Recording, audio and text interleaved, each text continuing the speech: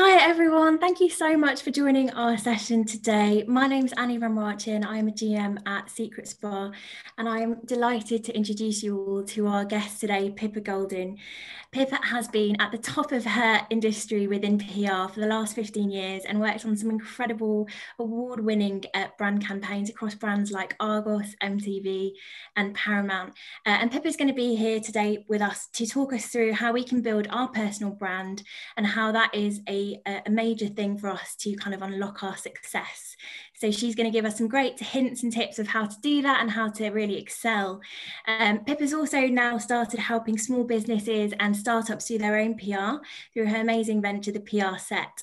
Pippa, thank you so much again for being with us today, and I will let you take over from here.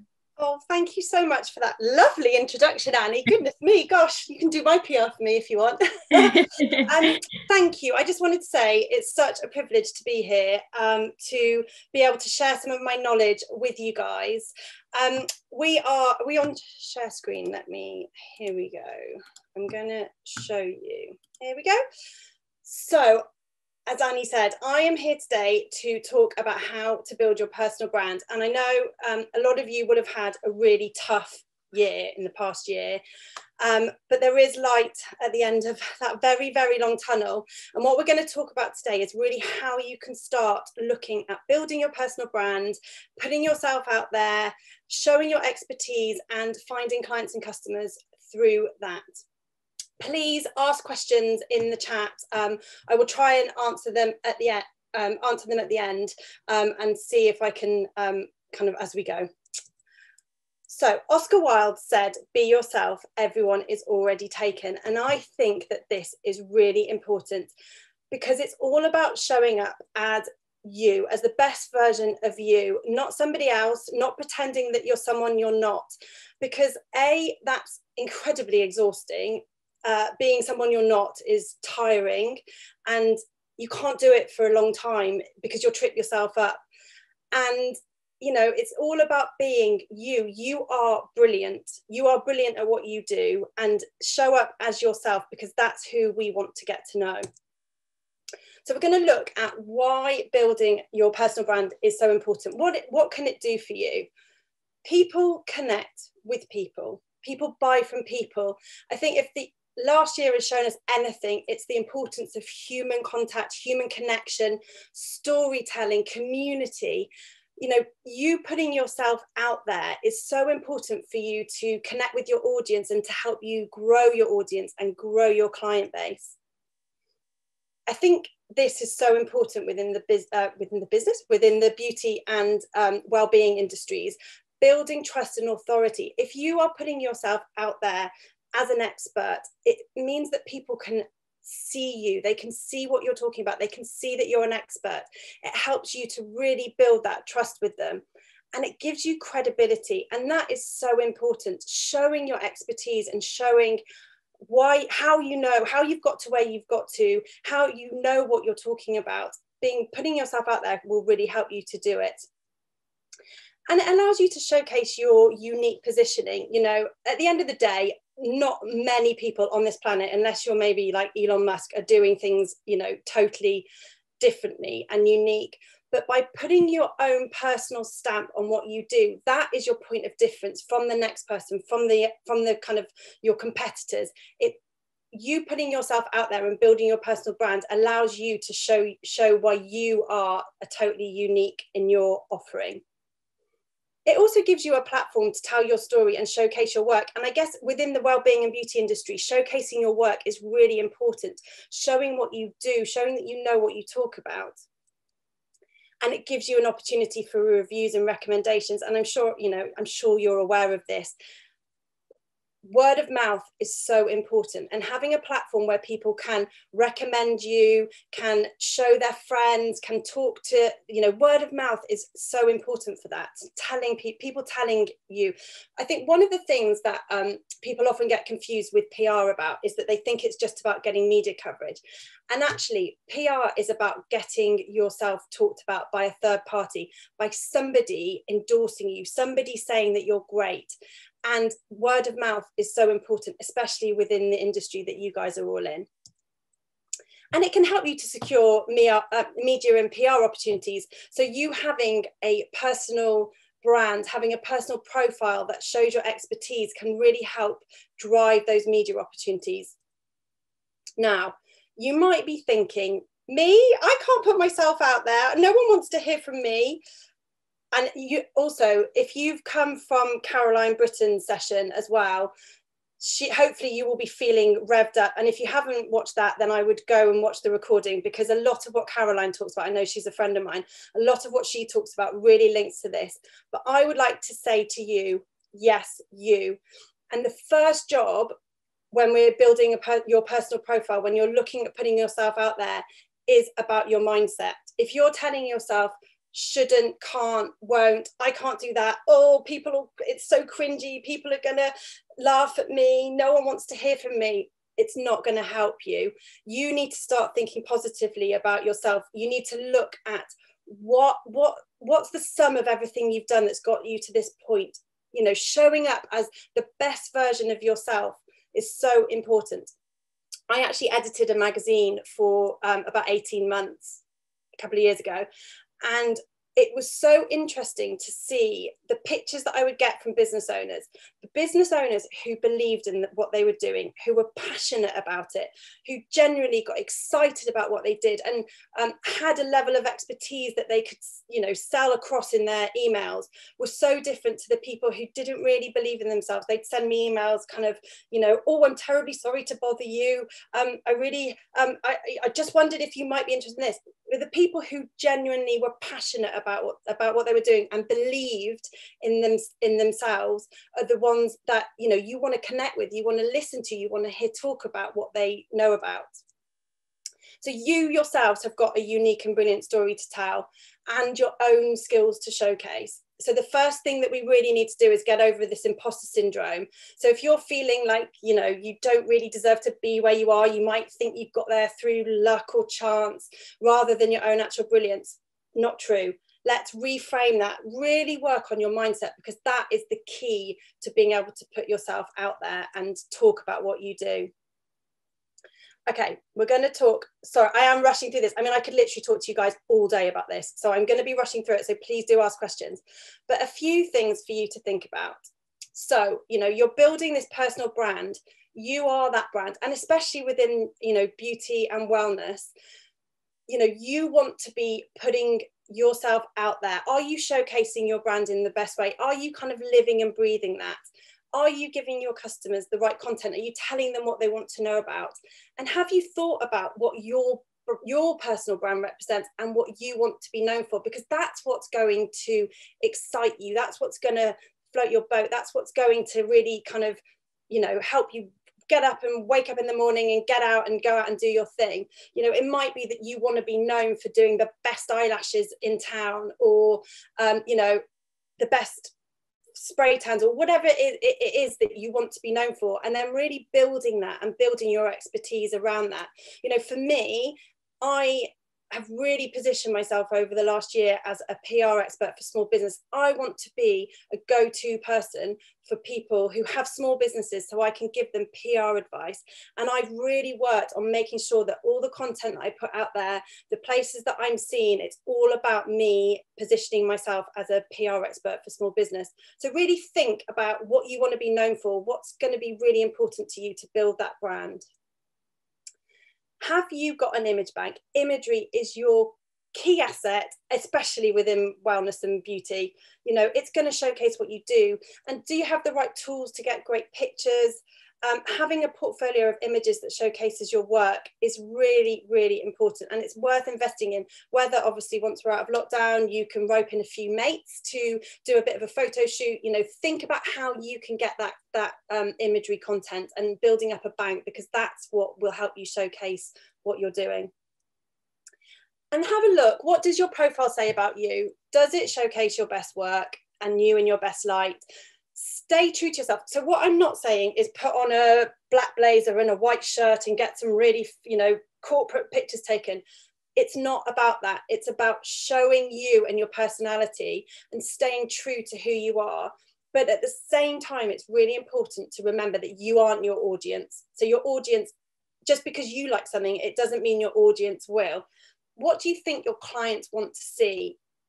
You know, having some professional images or roping in a mate to take them for you to show you in your best light is really important. You know, I started a separate Instagram account, for example, for my my kind of general life stuff, because really, you know, most people who are interested in PR don't want to see pictures of my kids or see me drinking gin on a Saturday night. So, you know, I try and bring my personality into what I do, but, you know, you guys don't need to see all of that stuff. So really think about that. You know, if you are posting pictures of, you know, nights out when we can, you know, is that what your audience want to see? And are you showing up as the person that customers want to pay for? So that's being the best version of you, showing them why you deserve to charge the big pounds. You know, why have you got those skills? You've accumulated all of this skills and knowledge over time. Your experience is worth that. Show them why, you know, you're charging what you charge and why you deserve it. Be the best version of yourself. And by that, I'm not saying, you know, pretending to be someone you're not, like I said, or, you know, only showing everything perfectly. You know, we're all human beings and people want to see the human side of things, but there is, you know, it might be something where you might want to separate your kind of work professionalness and your home life, for example. So this brings me on to your social media feeds. So is your social media feed doing the job that you want it to do for you? Is it projecting you as the professional that you are? I did some training on this recently, and it really made me think about the content that I put out. And you know, I have 3 pillars for my business, 3 kind of things that are really important. It's showing people that I can help them with the knowledge for what I do. It's building their confidence, and it's showing that I can help them to get the results. And those are the 3 things. And I looked at my Instagram profile, and it really wasn't saying that. It was kind of a bit all over the shop, and I would get lots of likes on posts, but generally they might be from my, you know, if I put a post up with me and my kids, it was generally my friends who were liking my posts. So I shifted that lots, and I focused on those 3 pillars and made sure that I was, you know, really focusing on the key elements of my business and what I wanted to kind of put out there about myself. And it's really changed. It's helped drive more signups to my mailing list. It's helped me to be much clearer on the messages that I'm trying to communicate. So for that, I have a think about the content. So what content are you putting out there? Does it reflect what you want to be saying about your business and what you want to be talking about in terms of your expertise and what you do? Is it consistent? So are you consistently putting up posts that, you know, are linking back to what you do? Or, you know, is there a bit of kind of, you know, your soup that you had for lunch, or your walk, your 10,000th walk that you did on a Saturday or Sunday? And it's okay to show your personality and who you are by all means, but just make sure that you have that level of expertise coming through what you do and what you put out there. And community, you know, like I said, if the last year has shown us anything, it's how important the community is with what we're doing and what we're building. So look at ways that you can build that community. And I'm going to talk now about how and different ways that you can build your brand profile. So self-publishing. So by that, I mean looking at routes where you can be showcasing your expertise. It might be a blog, it might be, you know, a podcast, it might be you talking on Insta stories. And if that's making you feel, I'll give you a few tips on that. It might be YouTube. I mean, YouTube is great from a beauty perspective.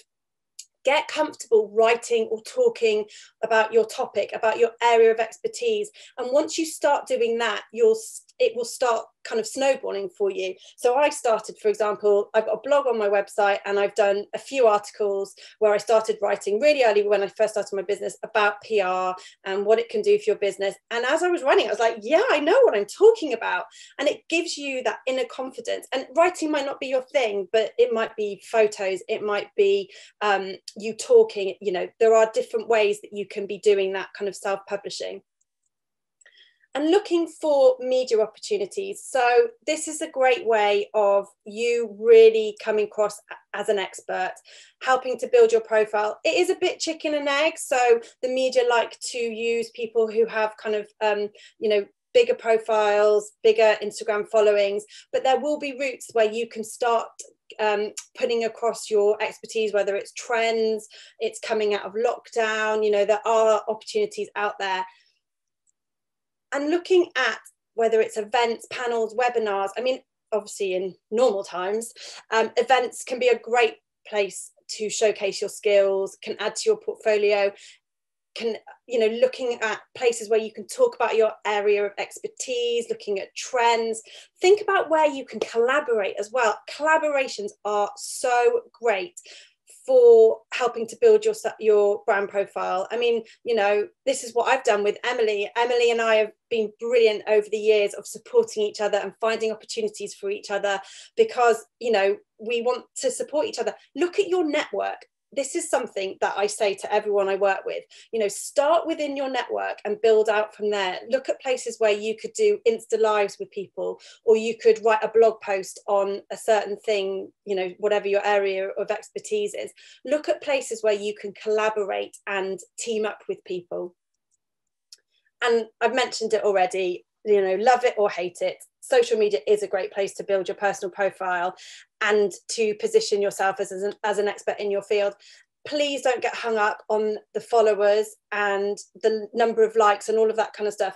Really concentrate on producing good quality, informative content first off, and that will lead you on your way into building up your brand profile. So that was a bit of a whistle-stop tour. I would love you to take some actions from this. I think if you can leave this session and have a think about what do you want to be known for and where do you want to be seen and how you want to be seen, and whether that's you going off and, you know, editing your Insta bio to really reflect that, or you starting to make a few little notes of places where you could collaborate with, or the 5 people within your network where you could maybe reach out to them and say, hey, how about we do XYZ? So, you know, go away from the session and actually do something to start the wheels in motion, because I think quite often it's our minds that stop us from doing it, and we are always scared of hearing no. And actually it doesn't matter, you know, we're scared of what people might say, but if they say no to us, isn't it better that we know that and we can move on to the next thing? So really try and embrace that kind of positive mindset when you approach this, and good luck. Let me know how you get on. That is it from me, from my slides. I wonder if there's any questions. Hang on, I have to, there we go. Right, oh look, I've got a question. Okay, content looks so professional on Instagram these days. I take so many photos, but they never look great. I've no idea how to do reels or videos only like this. I love watching others posting their business pictures, etc. Okay, so that's specifically looking at your Instagram feed. So there's a few things. There are apps you can get that make your photos look better, so it's worth looking into those. I honestly would invest in the right iPhone camera. If you can, getting the right camera phone, sorry, just to make sure that you are getting the quality of pictures. And also, I mean, I'm a rubbish photographer, so I don't really focus on photography for mine, but maybe there's a skills swap you could do. So can you swap what you're really good at with a friend who's better at photography and have a session with them, obviously in normal times when we're allowed to, but think about ways around that rather than using that as a barrier to you not doing it. And then how to do reels, there's loads of online, I mean, you can literally Google YouTube, there's loads of YouTube videos. So I would say, look at what other people are doing that you like and try and get some sort of consistency from that. Give yourself kind of a brand that you want to create. I think Emily's actually got, if you're part of Secret Spa, I think she's got some stuff coming for that as well that will help you with that. Don't quote me on that, but I'm pretty sure she does. Could you advise, please, if we added recent new skill to a portfolio but haven't been part of social media previously, how could I build a good portfolio to find the new customers to be models? So brilliant, you're upskilling yourself, that's really important. So I guess, again, that's using your network potentially to trial to get photography, and then starting to build it like that. I think what's really important about this is to remember it doesn't happen overnight. So, you know, these overnight sensations doesn't happen overnight. It takes, you know, years potentially of experience. So I would start building up those skills, and then maybe looking at your network or your friends where you can kind of cross promote each other. And yeah, hopefully that will start building your portfolio for you. But also, if you're not on social media yet, then maybe that's the time to start, and to start with your, you know, upskilling yourself on that as well. Do you have a recommendation for watermarks on Instagram? I'm new to this, paid ones or free ones? I don't actually, I'm really sorry. I don't really do watermarks. So that's not something that I've looked at, but I'm sure that if you Googled it, then I know someone, I'll try and find the answer to that for you, because I don't know. Oh, sorry, there's a few questions coming through.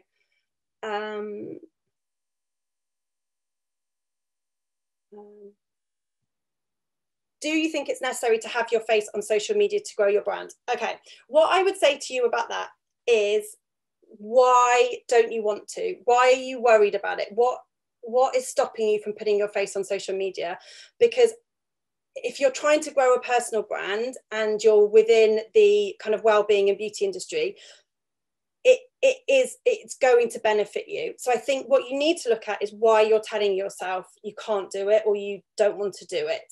And if you can get over that mindset, then it's going to really benefit your business. Okay, so a good thing that I learned about this is, rather than coming at it from a sales perspective and seeing it as icky and, oh God, I'm selling myself and I hate it. It's about changing that mindset and about thinking about who you're serving with your business. So think about the joy that you bring to people, how you make them feel better about themselves, how you are benefiting them in a positive way, and how from you putting yourself out there and making yourself feel a bit uncomfortable, you're actually going to be helping other people to feel better about themselves. So changing that mindset, again, can really help when it comes to putting yourself out there. Just do it as well. Honestly, I was the same. Now you can't shut me up on Instagram stories. Just do it. Honestly, no one, you are the only person, you are your own worst critic. You're the only person that's going to really get in your way for doing that. So maybe just have a go and see how you get on. I take unfollows so personally and seem to be attracting the wrong type of followers, not long-term followers of potential clients. Okay, I think that's a really good point. Firstly, don't take unfollows personally. Really try and remember, so many people out there are playing an Insta game and it's really boring. And there's people that go through Instagram and they follow and they unfollow because they want you to follow them and da, da, da. So if you think about that, just ignore unfollows. Attracting the wrong type of followers, maybe look at your hashtags, look at what kind of hashtags you're using.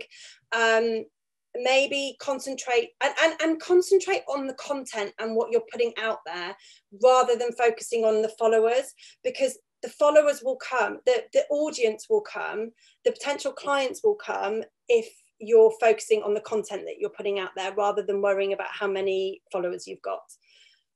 Oh, there we go. Thank you, Beth. Fonto is one for watermarks. There we go. How would you start an email to reach out to media or PR companies to ask for products? Is that, oh, okay, you're that person. Okay, so I think, so this person's asking about, I take it that's for kind of like PR brand collaborations.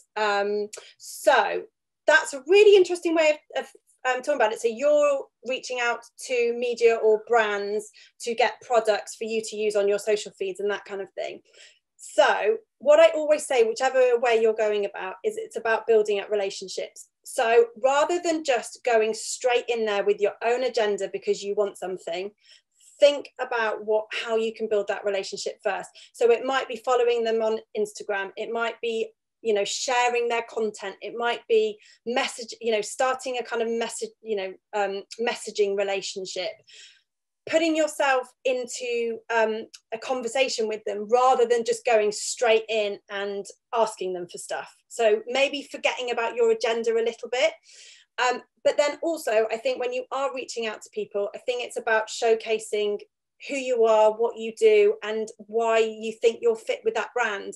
So, you know, quite often, especially like from a media perspective, you'd get people asking for stuff all the time, but not really having understood the brand or the product, or, you know, what you're trying to do. So show that you are interested in their product for a reason and why you think you're a great fit for it. If hopefully that helps you. What websites, apps are best to advertise your business, excluding Instagram and Google Maps? So in terms of advertising, so there's a bit of a difference. So advertising in kind of marketing terms is paid for stuff. So you're looking there at spending money on marketing. And PR is more about getting free content and getting your business talked about without kind of outlaying an expense.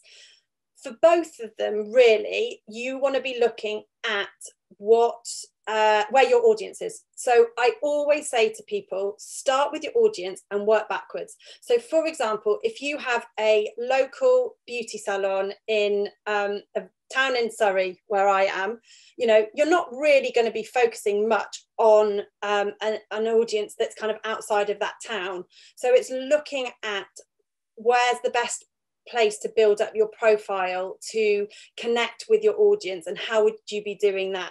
So it might actually be you know, looking at local Facebook groups. It might be looking at other brands that you can collaborate with to offer a kind of an event where people can try your product or try your services.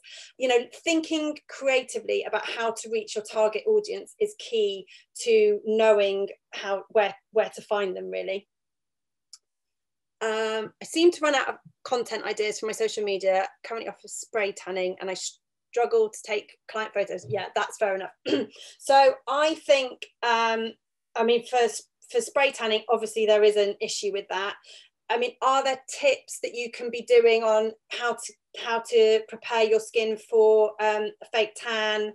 You know, thinking about all the different elements that go into it, why, you know, a home tan versus a professional spray tan might be more advisable. So thinking about all the details that go around it, and then also looking at you putting yourself out there. So what's your expertise? And also something that's really great for kind of giving you content are client testimonials. So using, you know, every Friday I put up a client testimonial about why they like what I do. And yeah, it can feel a bit cringy, but you know, it tells other people that other people are saying that you're good. So think about, you know, maybe it's maybe you want some sort of kind of day of the week formula. So Friday is your sorry, the countdown's ticking. So Friday could be your testimonial day. Monday could be a top tip on fake tanning. Wednesday could be like a nice visual, like aesthetic visual to do with tanning or the beach, or feeling confident and happy and that kind of thing. So hopefully that helps you. Seen lots of tanners add holiday pics too. Yeah, exactly. Yeah, exactly. So thinking about what you're trying to create from an aspiration perspective, rather than just focusing on, you know, specific tans that you've done. But then maybe also it's worth investing in, you know, a day with a friend, or however you can make it work for you, but getting some really great shots that you can then use over time. I think I've answered everyone's questions. I've answered that top one of how to build a good portfolio. So yeah, I think, has anyone got any other questions? I think we're slightly running out of time. Oh, what's that? Sorry, there's more in the chat too.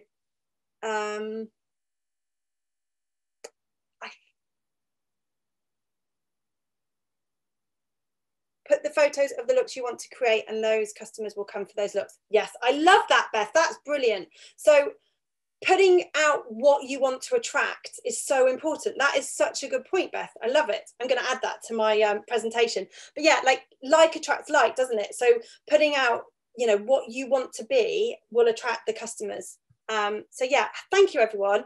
I feel like I've just literally rattled through everything, and hopefully I haven't left you feeling kind of overwhelmed and, you know, but please go back to what I've talked about. You know, what do you want to be known for? where do you want to be seen and how do you want to be seen? And have a great evening. I think you've got something really nice and relaxing now after me like manically talking at you all. But also sending love to you all as well, because I know it's been really tough for you, and let's bring on April when you can all come to my house and make me feel pampered and beautiful again. Thanks everybody. Bye.